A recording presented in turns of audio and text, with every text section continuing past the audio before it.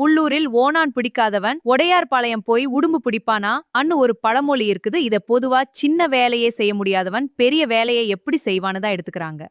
ஆனா இதுக்கு உள்ள அர்த்தம் அதை விட இன்னும் ஆழமா இருக்கு. அதை நாம இன்னும் கொஞ்சம் ஆழமா புரிஞ்சுக்கணும்.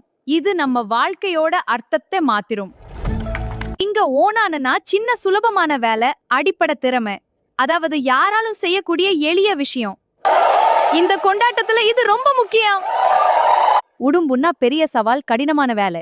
இந்த வார்த்தையை நினைச்சா நம்ம வாழ்க்கையில வற்ற சவால்கள் ஞாபகத்துக்கு வருது. அது மலையேறின மாதிரி அல்லது கடினமான வேலையை முடிச்ச மாதிரி. அந்த உணர்வை நீங்க எல்லாரும் புரிஞ்சுக்கணும். ஒருவன் அடிப்படை விஷயங்களே கட்டுக்கொள்ளாம இருந்தா அவன் ஒரு படிப்பறிவில்லாத முட்டாளாகிறான். அடிப்படைகளை தெரிந்து கொள்வது மிக முக்கியம். அதை புரிந்து நீங்கள் வெற்றி பெறுவீர்கள். பெரிய விஷயங்களில் வெற்றி அடைய முடியாது. சிறிய அன்றாட செயல்களில் கவனம் செலுத்துங்கள். அந்த சிறிய வெற்றிகளே பெரிய வெற்றிக்கு இட்டு செல்லும். உதாரணத்துக்கு, பேசிக்ஸ் தெரியாம அட்வான்ஸ் லெவல் ஒர்க் ட்ரை பண்ணினா ஃபெயில் ஆகலாம்.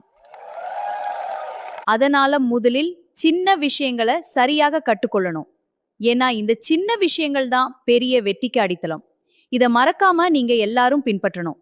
அதுதான் பெரிய வெற்றிக்கான ஃபவுண்டேஷன் ஆகும்.